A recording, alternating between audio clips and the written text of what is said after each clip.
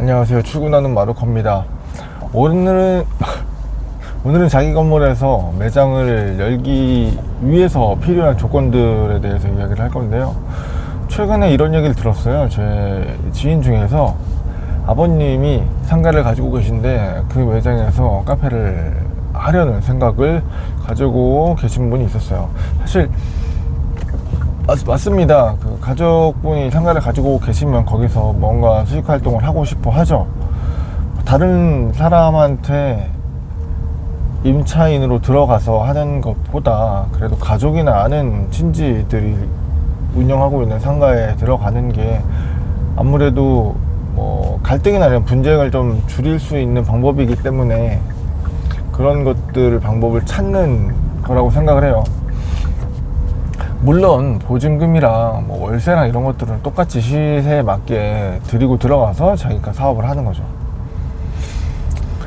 근데 그렇게 큰 고민을 안 하시고 금방 들어가서 어차피 우리 가게니까 쉽게 할 수 있겠다라고 생각을 하는 것 같아요. 예를 들면 뭐 올해 말까지 뭐 2026년 뭐 1월까지 이전에 임차인이 계약을 해놔가지고 계약 기간이 그때까지라고 한다면 당장에 2026년 1월에 매장 오픈을 할 수가 없어요. 내가 거기 들어갈 수가 없는 게 현실이에요. 왜냐면 부동산 임대차 계약이라는 게 있잖아요. 만약에 우리 아버지 건물인데 나가라고 할 수 없으니까 계약이 끝날 때까지 기다려야겠죠. 첫 번째는 그냥 기다리는 겁니다. 뭐 대안이 없어요. 요즘에는 이제 임대차 보호가 되면서 몇 년까지 재계약을 해서 장사가 잘 돼가지고 계속 하겠다라고 하면은 계속 연장을 해서 쓸 수가 있습니다. 그러니까 일단 자기가 부푼 꿈을 가지고 카페를 할 생각, 뭐 장사를 할 생각을 하더라도 거기에 쉽게 들어갈 수가 없는 게 첫 번째고요. 그리고 두 번째는 임차인이 영업을 하다가도 영업이 안 될 수 있잖아요. 잘 안 되면 빨리 정리하고 나오고 싶겠죠. 그런데 임차인이 들어갈 때 보증금을 주고 들어갔을 가능성이 있죠. 보증금을 주고 보증금이래. 권리금이 나가는 사람 입장에서 포기를 못하는 부분이라 1,000만 원을 주고 들어갔으면 나갈 때 1,000만 원 못해도 500만 원이라도 받으려고 부동산에 나갈 때 권리금을 걸어 놓습니다. 그렇게 해놓고도 계약 기간이 2년이 되는 시점, 예를 들어서 2026년 1월이라고 했잖아요. 그때 아무도 들어오지 않는다면 그냥 비우고 나가는 거예요. 임차인 입장에서는 그게 가장 절망스러운 거죠. 그래서 아무도 만약에 들어오지 않았을 때는 권리금을 받지 못하고 내가 장사도 안 되는데 계속 월세를 내고 있을 수 없으니까 그냥 털고 나가는 거예요. 2년째. 근데 예를 들어서 일찌감치 내놓기 시작했어요. 한 6개월 전부터 내놓기 시작했는데 다행히도 또 다른 임차인이 와서 내가 임차인이 영업을 하던 그 공간을 그대로 쓴다고 하면서 권리금을 주고 들어오잖아요. 그러면은 아무리 사장 딸이라 건물주 딸이라고 해도 그 사이에 끼어들 수가 없어요. 권리금을 다 주고 새로 들어오는 임차인에게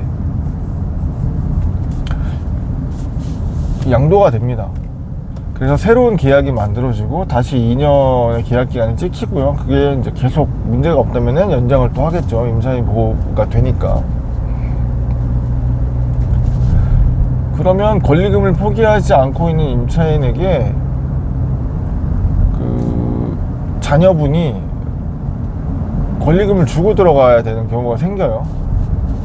그러니까 임대하는 사람 입장에서 만약에 임차인을 쫓아내려고 뭐 나쁜 수단을 쓰겠죠. 뭐 계약을 뭐 연장을 안 해주려고 꼼수를 쓴다거나 뭐 권리를 못 받게 하려고 한다거나 뭐 이런 식으로의 갈등이 불거질 수 있어요. 그래서 권리금의 문제 때문에도 안 되는 경우가 있고, 그리고 그 임차인이 계약이 종료되는 시점에 나가면 권리금을 떠나서 원상복구를 해놔야 돼요. 들어올 때처럼 내가 인테리어하고 다 발라놓고 들어왔는데 이거를 다 털어서 하얗게 만들어주고, 만들었던 뭐 배수, 급수 이런 것들 모든 것들을 철거하고 가야 돼서 철거 비용이 꽤나 들 거예요.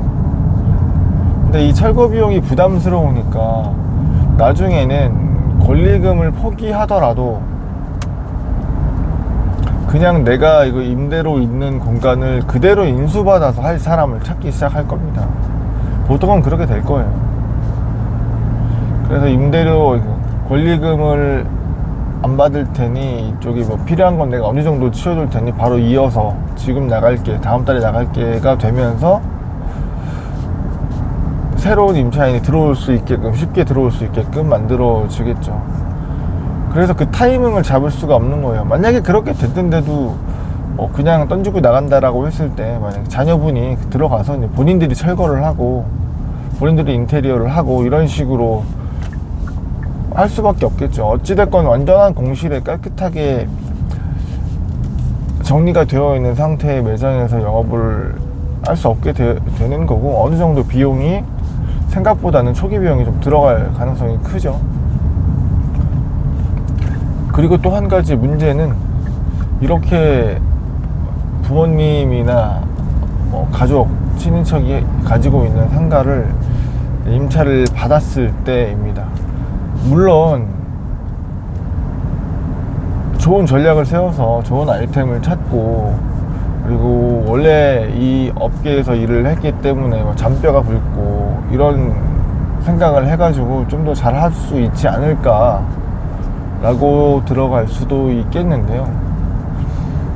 사실상 우리가 한다 그래서, 내가 한다고 해서 많이 다를 것 같진 않아요. 그래서 이전에 운영을 하시던 분의 매장의 상황이랑, 그리고 상권이랑 그 상가의 뭐 입지 이런 것들을 좀 고려를 해서 필요한 업종으로 가던가, 아니면 이전에 있던 업종과 동일하다면 조금 더 특화해서 더 잘할 수 있는 방식을 고안해서 가야 됩니다.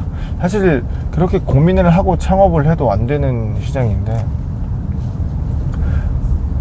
운 좋게 뭐 부모님의 상가가 비어가지고 거기서 나는 뭐 카페를 할 거야, 나는 뭐 요리를 좀 할 수 있으니까 요리 주점을 할 거야, 뭐 이런 식으로 들어가게 되면 그 사업이 뭐 물론 잘 됐을 때에는 다른 분들보다 더 오랫동안 장사를 할 수 있고, 그리고 오랫동안 잘 된 가게들을 보면 보통은 자가 건물에서 10년, 20년 하시는 분들이 많고, 혹은 처음에 잘 돼가지고 그 건물을 매입해가지고 10년, 20년 하시는 분들이 많아요.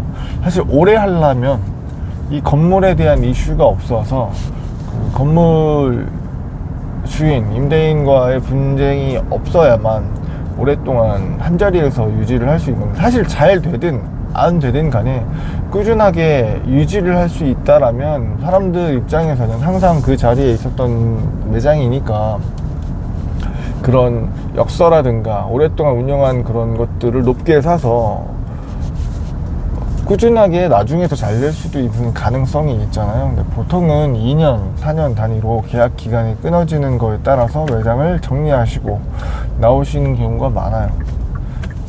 그래서 잘하면 오랫동안 정말 몇십 년을 운영할 수 있는 공간을 만들 수 있겠지만, 사실 잘 안 되면은 그 뭐 가족의 집인데 월세를 밀리고 못 주기도 쉽지 않을 거고, 항상 안 된다고 해서 그 죽상을 하고 있는 그런 모습이 가족들에게도 보여질 거고, 그로 인해서 생겨나는 갈등들도 있을 수 있어요.